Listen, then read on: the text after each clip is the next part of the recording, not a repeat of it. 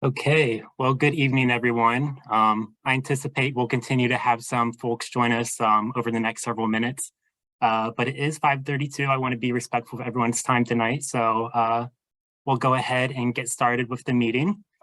I'm going to start with some introductions, and then I'll walk through sort of an overview of what we will be covering for tonight's meeting. So welcome, everybody, to our Pedestrian Safety Community Advisory meeting. For the University Circle neighborhood. This is our first quarterly meeting of 2023. For those of you who have maybe not attended one of these before, these are frequent meetings that we have to talk about pedestrian safety and the work that both UCI and UCPD are doing to improve pedestrian safety in the neighborhood. And it's also a very important platform in order to hear from all of you in terms of the concerns that you have around pedestrian safety in University Circle as well.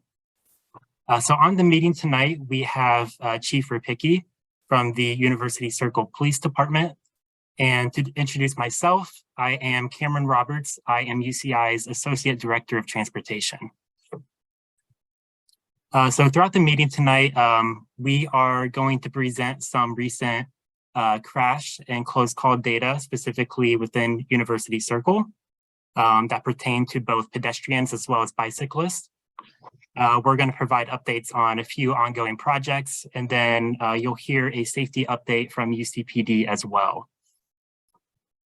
And then at the end of the meeting, after our presentation, we do open it up for just a conversation in order just to talk about pedestrian safety and hear any comments that you guys have on the work that we're doing or any particular concerns that you might have for specific locations that we could look at further after discussing.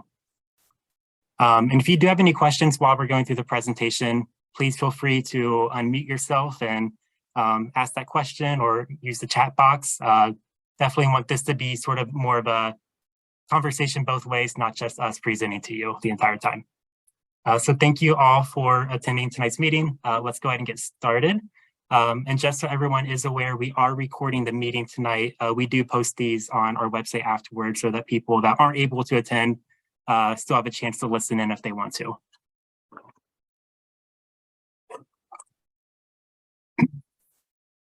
So starting with just briefly who we are.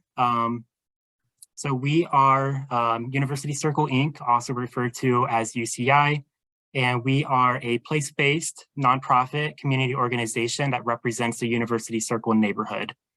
So some of our organization's functions that are relevant to tonight's meeting are listed here, including things like transportation planning, community education, public safety, and advocacy in general for the neighborhood. The one thing that I think is very important to emphasize is that, we are not always in the position to implement the changes that we want, or at least not right away. But we do have a proven track record of advocacy work and collaborating with our many partners, public agencies, and overall community to work towards improvements in the district. And that is especially true within our transportation work, which is certainly very important considering the fact that University Circle's entire transportation system is something that impacts all of the community in University Circle. And one example of this work is our Project Yield initiative, which is essentially what started these quarterly public meetings around pedestrian safety. This is an initiative that began a couple years ago in 2020, after there were a series of terrible, severe and fatal pedestrian crashes that occurred in University Circle between the dates of November 2019 and February 2020. And in response to these incidents, UCI and UCPD partnered to establish this Project Yield initiative. And the goal of this effort is really to focus on doing everything we can possible to eliminate crashes involving pedestrians in the University Circle neighborhood. And we do that in a three-pillared way, as you see listed here. So data collection, so we understand what's going on, increasing awareness of traffic safety, and then also advocating for infrastructure improvements in the neighborhood. So as part of Project Yield, one thing that we do is we monitor all the crashes that occur in University Circle that involve a pedestrian or a cyclist. So this map is showing the crashes that have occurred to date in 2023, or I should clarify, that have occurred since the end of February. So this does not count the several days that we've had so far in March. But the locations of those 4 crashes are shown here in this map as the red dots. All 4 of these crashes involved pedestrians. And so just going through these really quickly, calling out the locations. There was one on Euclid Avenue in front of University Hospital's UH Drive. There was one at an intersection at Circle Drive and Cornell. One at the intersection of Euclid and East 115th. And then one at the mid-block crossing on Euclid close to East 117th, sort of in front of CIA in their parking area. 3 of these pedestrian-involved crashes did not result in any serious injury. However, there was one that was a serious injury.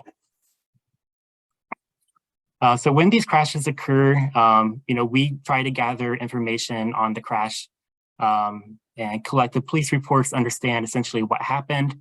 And we also conduct site visits to many of these locations to observe things like, what's the existing infrastructure and the signage, lighting, signal timings, crossing lanes, and things like that, and so on, in order to identify, what's the existing environment, what type of situations may have caused this to happen, and what can we advocate for in terms of improvements to prevent this type of incident from happening again in the future.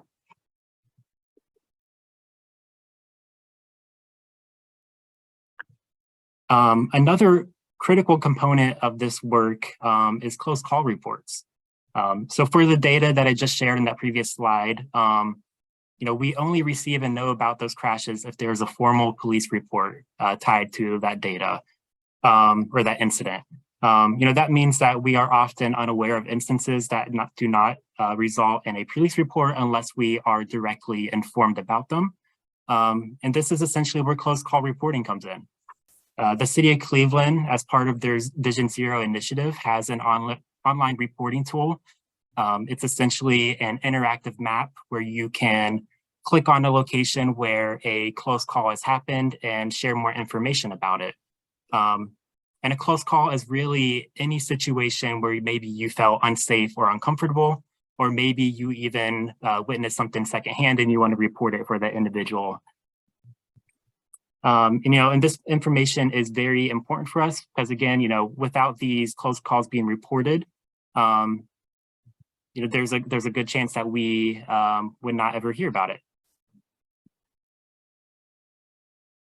And so, similar to the other map, this is a map showing the close calls that we have received over the past few months, January and February of 2023. We received 3 close call reports in total. There were 2 involving a close call with a pedestrian, and then one was more of a general comment. So you can also use this reporting tool just to give us general comments about things you would like to see in terms of improvements. Doesn't necessarily have to be some type of scary interaction that you had with a driver or other a vehicle user. So going through this map as well, there was a close call reported at the intersection of Circle Drive and Cornell, which was actually pertaining to the pedestrian crash that occurred there. So it was someone informing us that crash occurred. So certainly appreciate that person taking the time to make us aware of that through this channel as well. There was a close call at that mid-block crossing at Euclid and East 117th. That one was not tied to the pedestrian crash that occurred there. So that was a separate instance. So over the past 2 months, we have seen one close call and then one pedestrian involved crash that has occurred there. And then lastly, we received a general comment about Stokes Boulevard in general from a bike commuter saying that Stokes Boulevard is not a very friendly corridor for cyclists, especially trying to connect to the Lake to Lakes Trail, which is a little further south. So definitely appreciated getting that comment as well.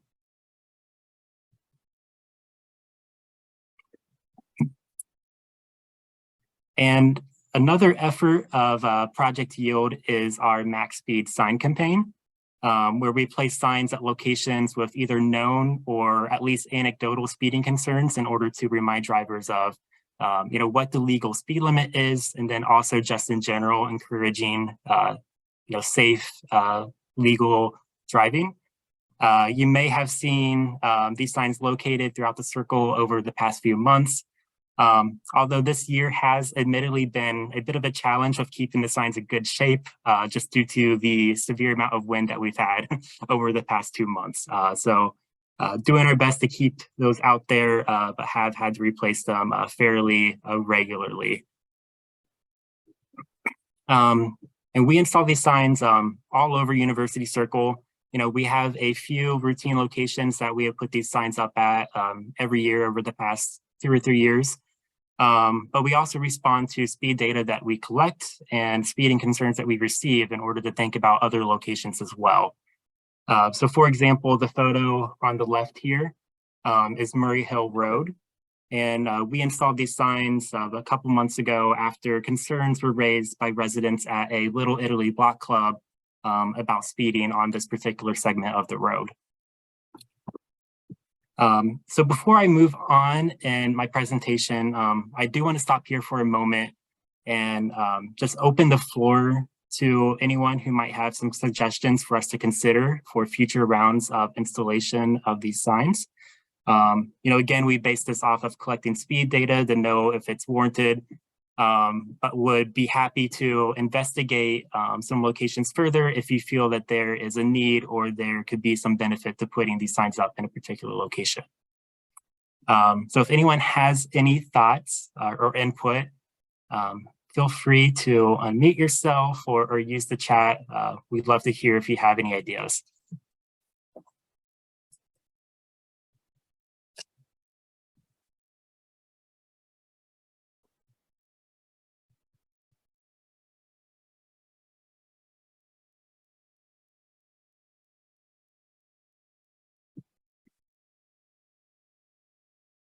And if there are any thoughts on particular locations right now, feel free to also use that close call reporting tool as a way to, share concerns that you might have related to speeding in particular areas.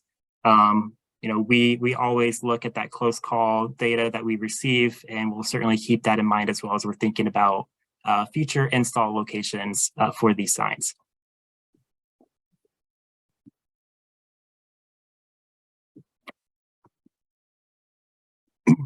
Okay, I do just want to take a moment to sort of emphasize that related to traffic safety and pedestrian safety in University Circle, it's not all bad and scary news.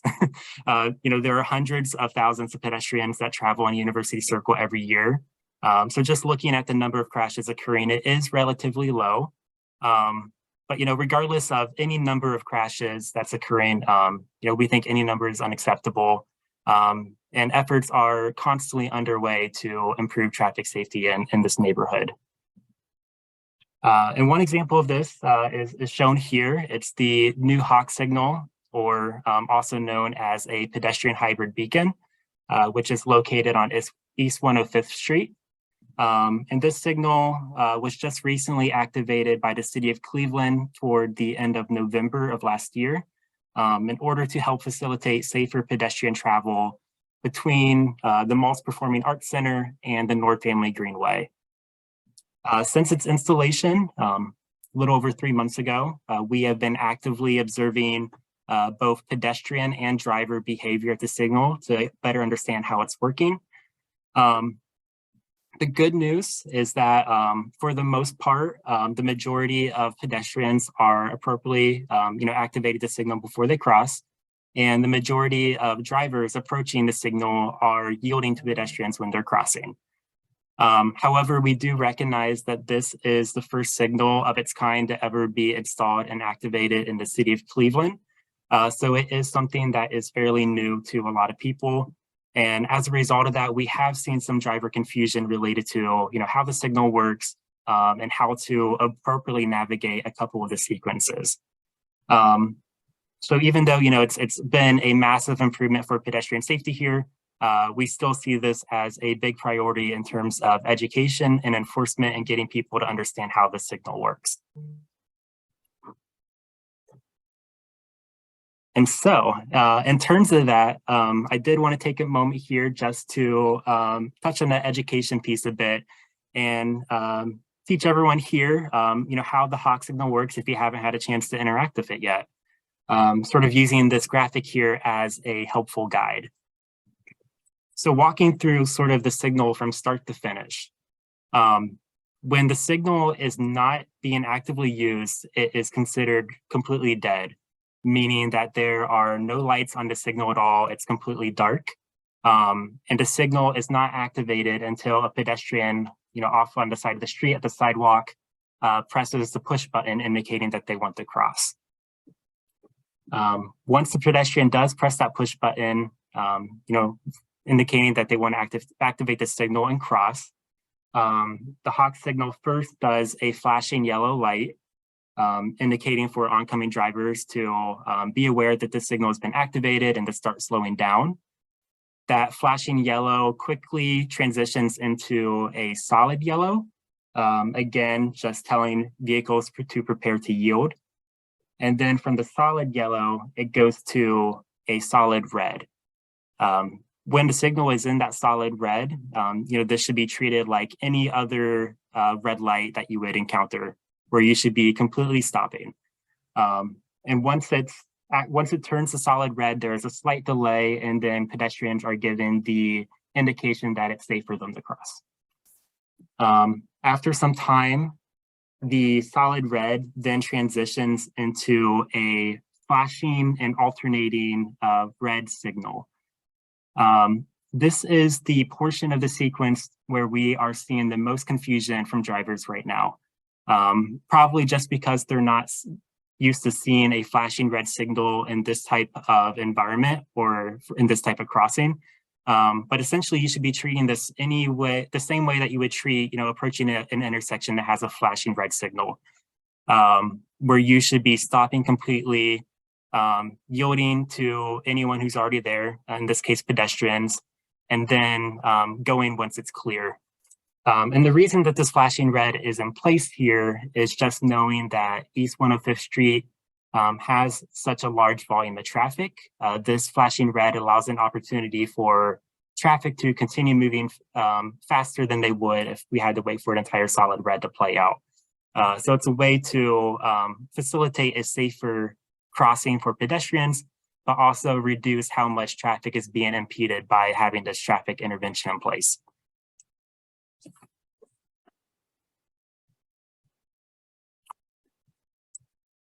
And nearly adjacent to where the hawk signal is, also want to share some good news that the city recently installed some new overhead pedestrian signals at 2 crossings on Martin Luther King Jr. Drive, where it meets the North Family Greenway.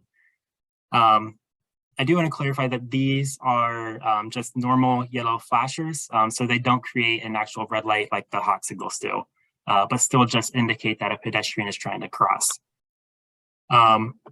The signals here replaced some old signals that were in place just on the sides of the street that had been hit and damaged by drivers, I believe 5 times. And so this new overhead treatment here was seen as a way to install something that's more sturdy. And there have also been some boulders placed in front of the poles as an extra deterrent to block those poles from being hit by any drivers.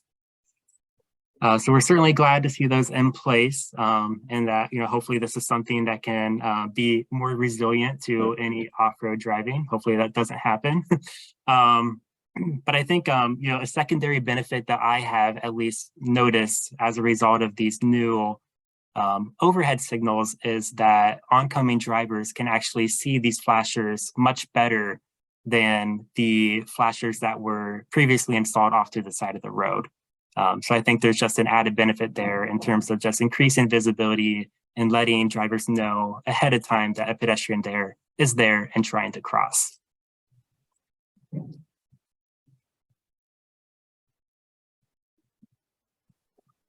And this is my last slide before I hand it over to Chief Rapicki for an update. And it's sort of just a teaser of what we will be covering at our next few quarterly pedestrian safety meetings. Back in 2015, there was a plan called the Moving Greater University Circle Plan that was completed. And this was essentially a district-wide transportation plan for University Circle that was coordinated with many institutional stakeholders as well as the community. It was completed in October of 2015. And as a result of this planning process, there were 11 locations in University Circle, primarily intersections, but also areas in general, that were identified as priority areas for improvements. And these improvements focused on making them safer, more friendly for multimodal travel, but also just in general, more efficient for the entire transportation system. To date, since then, improvements have been fully or partially implemented at 4 of these locations. It is admittedly a slow-moving process. We would love to see all these projects happen overnight, but our reality is that many of these are not standalone projects, but rather projects that require some form of additional driver in order to effectively push them forward. So that's things like, pairing these improvements with a development that's underway, or trying to time these things with when the city is repairing or resurfacing a road, opportunities like that. So we're always looking for those opportunities that we could leverage in order to make the recommendations from this plan a reality. So over our next few quarterly meetings, not at this one, but our future ones this year, what we would like to do is begin zooming in on a few of these locations that you see as the white circles here on the map to facilitate a discussion about them. For each of the areas that are circled here on the map, there are a series of recommendations ranging from things like intersection improvements, new bike facilities, signage and lighting upgrades, and so on. Many of these recommendations appear to still be relevant today, but we also know that these are recommendations that came out of a plan that was completed 7+ years ago. So we think, it's a good time using sort of this meeting as a format to begin having some preliminary conversations about these areas and revisiting those recommendations, and whether there's a potential need to think about revisions and updates to these as we look for opportunities to implement them. So yeah, I think this should be a fun series of discussions that we will be adding to the agenda for these meetings, and hopefully it's some motivation to get all of you to join us for our meetings later this year too. Okay, so with that, I would like to hand it over to Chief Rapicki of the University Circle Police Department to share a couple updates on neighborhood safety. Go ahead, Chief. Thanks, Cameron. I don't have any slides, but I do have some information for you. There's 3 areas I want to go over this evening. First one is the hawk signal that Cameron described on 105. And we have been observing the traffic as far as stopping on that. We've only issued 1 ticket, and we've had probably half a dozen warnings that we've given people that weren't familiar. They didn't live in the area. They didn't know what the sign meant. But like Cameron said, they are complying daily more than they have been when it came up in November.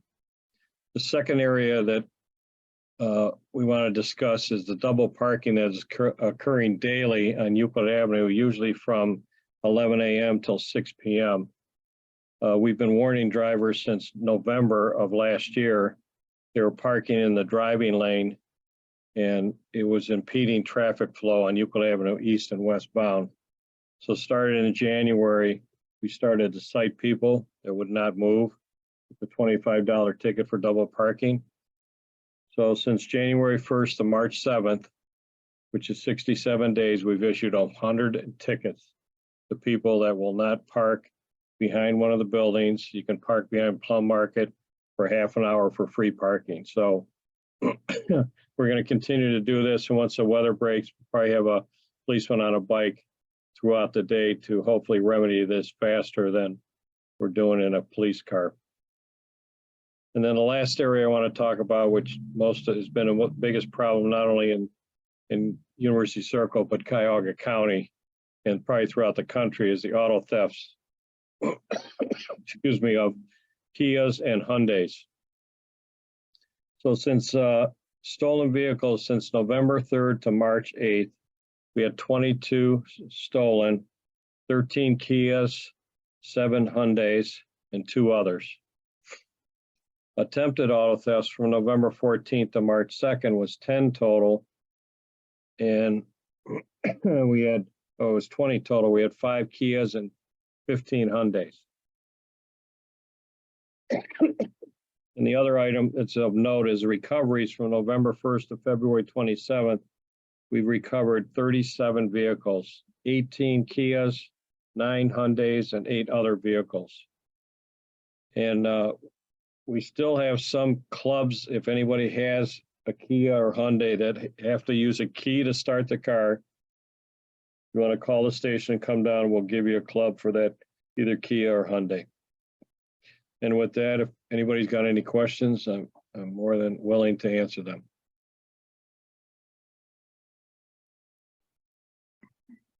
Thank you, Chief. And that's perfect timing, as the next portion of our meeting is just opening it up for question and discussions. And any comments on either the things that we presented or just any concerns in general that you would like to make us aware of. So I am going to stop sharing my screen just so we can see each other a bit better. If you want to come off video, no need to. And feel free to either unmute yourself to say something to us, or you can also use the chat function. Either is perfectly fine.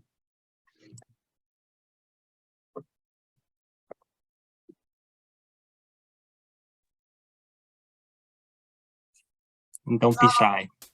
First of all, thank you for having this and for the updates. I do think the new signal on MLK and the new stoplight in front of the malls, those have made a big difference. And the ones on MLK, I cross there much more often.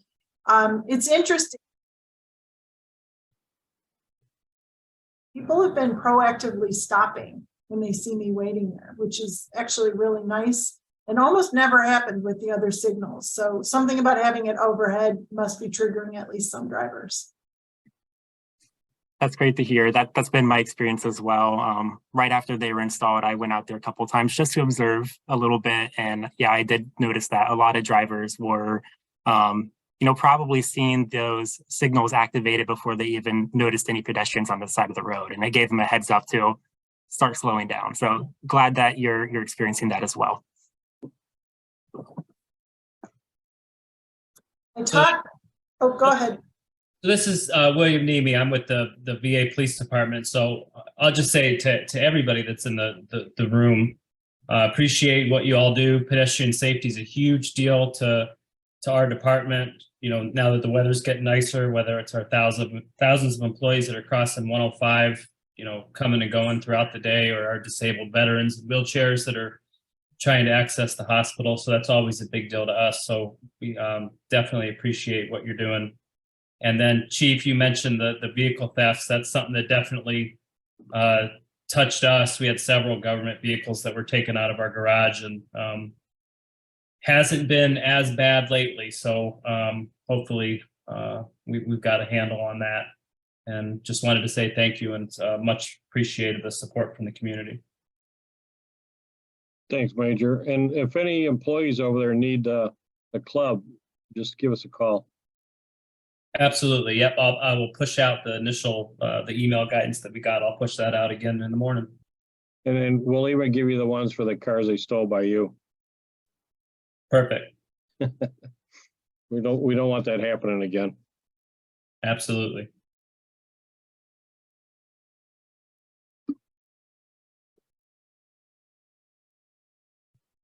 I mentioned the last time we had this about that, a spot where it seemed like it might be useful to have at least a sign, because I've seen a couple things on Euclid heading west, right in front of Severance Hall, and where people don't stop at the light. And if I said last time I saw bicyclists come to a screeching halt and almost going to a side of a car that did not come to a stop as they turned right onto East Boulevard. And I've seen a couple other things there, nothing that was a close call worth reporting, but it's definitely a mindset for vehicles in the right lane that they're not imagining bikes in that lane right there. So just another observation that right turn is still sometimes problematic. Yeah, I appreciate that. And I do recall you sharing that at our last meeting as well. So it has been something that's been on my mind.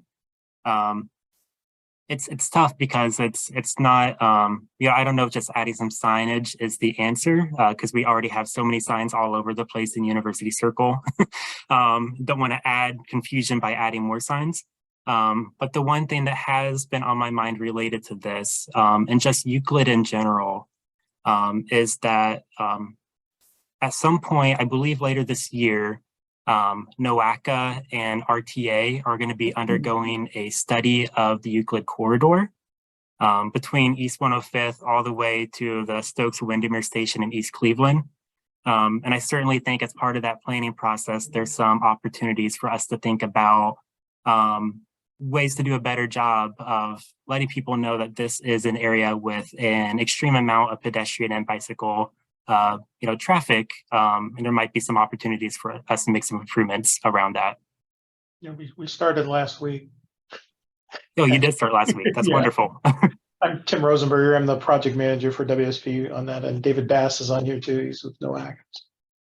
That's wonderful. I know you said no, there's already too many signs, but at times I've wondered if you Well, might just put a sign on the edge of University Circle on the main thoroughways, Euclid and Opportunity Corridor, East 105th, that said entering a pedestrian intense zone, Right. or something, just as a heads up, especially Opportunity Corridor, because that people come in fast and heavy, and the first thing you hit when you're coming north is all the employees letting out from the Cleveland Clinic and huge amounts of pedestrian traffic. So, what was the intersection you talked about initially when you were just?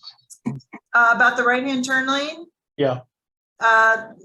Euclid Avenue and East Boulevard. So if you're coming west on Euclid and you have a green light, people don't even slow down. They just continue onto East Yep. Boulevard, cutting around the Continuous turn. Yeah. in front of Severance Hall there. It's pedestrians. I cross that one a lot. But that's not a design issue. That's drivers not paying attention. No, it's partially a design issue. Yeah, and I know, another complaint that we've received quite a bit at that intersection is vehicles making a left-hand turn from East Boulevard onto Euclid eastbound, not really looking for pedestrians when they're making that turn, even though the city has put a lead pedestrian interval in there for the signal. It's still a problem that takes that happens quite a bit. Very often. While we're on that intersection, one other challenge, the curb cuts for anybody using wheels of any sort on East Boulevard on both sides as it comes into Euclid have disintegrated to the point that if you're using wheels over them, you will get stuck. I have pictures on those, but there's like a plastic nubby thing that leads you down to the street level, and the winter has just been, they were already disintegrating in the fall and now they're really bad.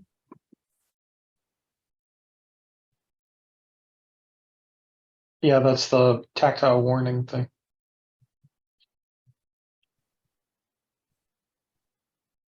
Okay. Well, I'm glad to hear that you guys are beginning that process.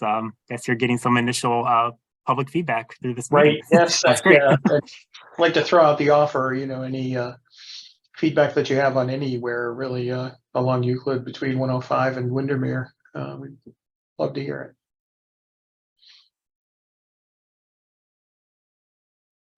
it. Well, I know I've heard from UCPD some issues related to the signal timing, specifically around along Uptown.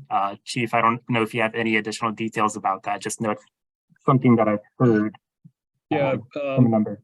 basically at 118 in Euclid, if you want to turn, go east, you could probably bring your lunch and eat it there by the time the light changes to turn left. And I Turn think, from Euclid to what? no, 118, From 118 to Euclid. yeah. I mean, I think the lights all have to be timed basically from 105 going east, because they're not, I got a couple complaints in email today at Euclid and Mayfield, and the intersection, especially in the morning, gets jammed up because people get in the middle of it and then they got to clear it. And by that time, the arrow's already down. I don't think the arrow goes that long to go westbound on Euclid coming down Mayfield.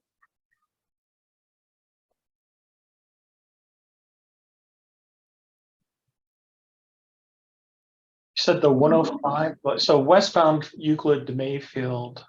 I mean Mayfield to Euclid. I guess. Yeah, it'd they're coming down the hill from be- yeah, Mayfield. coming down Mayfield and making the left onto Euclid. Yeah, What were you saying about 105?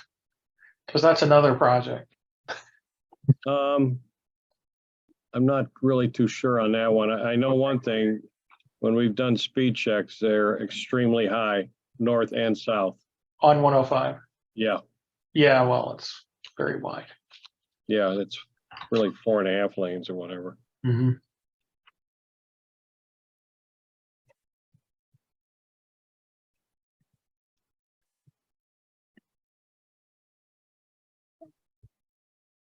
Any other thoughts on, concerns or issues to raise to us in terms of pedestrian safety?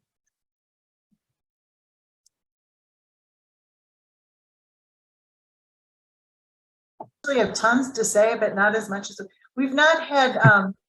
Most years at this time of year, I have stories about ice and snow and how difficult it is to be a pedestrian in ice and snow, but we've just not had the snow build up on the side. So I don't know that anything's better. Maybe it's just climate change, but Well, wait till Friday. Yeah, I was Yeah. going to say this weekend. Yeah. speaking too soon.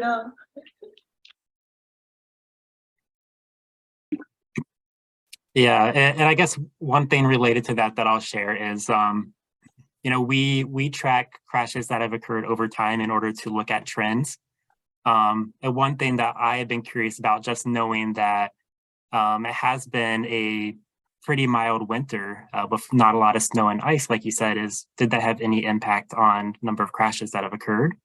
So I specifically looked at, the number of pedestrian crashes that have occurred in University Circle in the months in January and February over the past 7 years. And we have seen an anomaly in terms of those 4 crashes occurring in University Circle. We typically, in the past 7 years, have only seen 1 or 2 pedestrian-related crashes occurring in January or February. So, there is a slight increase, not enough to say whether there's a direct correlation there. But it just had me think, maybe it actually was a result of the fact that it's been such a mild winter and more pedestrians are out and traveling around, potentially. But, well, the good thing is there's a time change at Saturday night, Sunday morning at 2 a.m. So more light in the evening. Right. That is interesting. It might be about being out more, but I mean, you got to walk. Without the snow, I mean, when it snows, people walk down the street because there are certain sidewalks that just never get cleared. So people walk down the street. And the other one that I haven't seen this year is MLK as you come off of Euclid and start. When we have more ice, we haven't this year, but one day last winter, I stood there and 2 guys and I stood there and just shook our head as we watched 3 accidents happen in the span of about 20 minutes. Doesn't get so slick there and they don't make the curve on it. But I haven't seen that this year.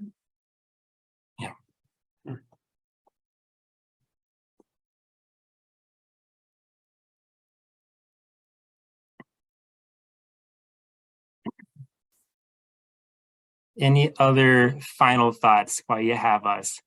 I have, this one's future focused. So today in the Daily at Case Western Reserve, there was an article about some work being done starting in May over the Adelbert Road Bridge, and it sketches, but my understanding is there will still be pedestrian crossing over the Adelbert Road Bridge, but there will not be car access over Adelbert Road Bridge. And so that's going to be an issue in May, that it's before we close, it's before commencement. So there will be traffic and pedestrian, it'll change pedestrian and traffic patterns in May.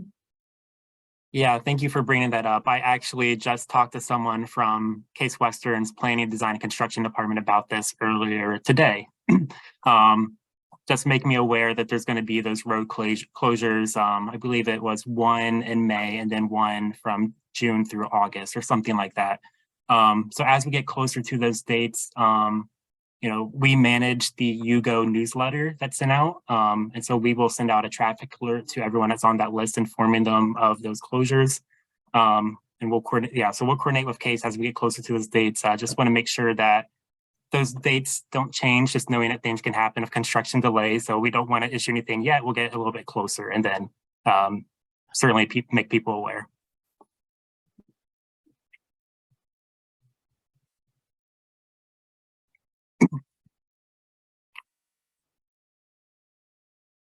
Okay, well, if that is it, I do just want to pull up my slide again for some closing items.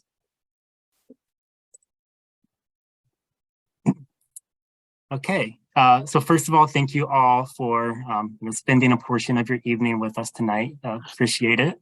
My contact information is listed here in the slide, as well as Chief Rapicki's.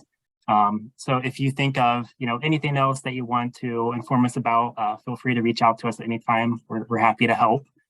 Otherwise, our next quarterly meeting is going to be scheduled for Monday, June 12th. The same time, 5:30 to 6:30 p.m. and also over Zoom. We're transitioning to Monday just so we're not conflicting with any future Wade Oval Wednesday dates, which we're looking forward to as well. So yeah, and you can register for those meetings or that next meeting on our Project Yield webpage. So that is universitycircle.org/Project Yield. I will have the registration for the June 12th meeting up tomorrow. So please don't go on there tonight to register. It won't be updated yet. And as we get closer to that June 12th date, we'll do our usual promotion through newsletters, social media, flyers, and so on. So I'm sure many of you will hear about it through those channels as well. So with that said, thank you all again for your time tonight. Appreciate you joining, and hope you all have a good evening. Thank you. Thank you. Thank you. Thank you. Cameron. Have a Thanks, good day. Cameron. Bye, everyone. Bye, Callie.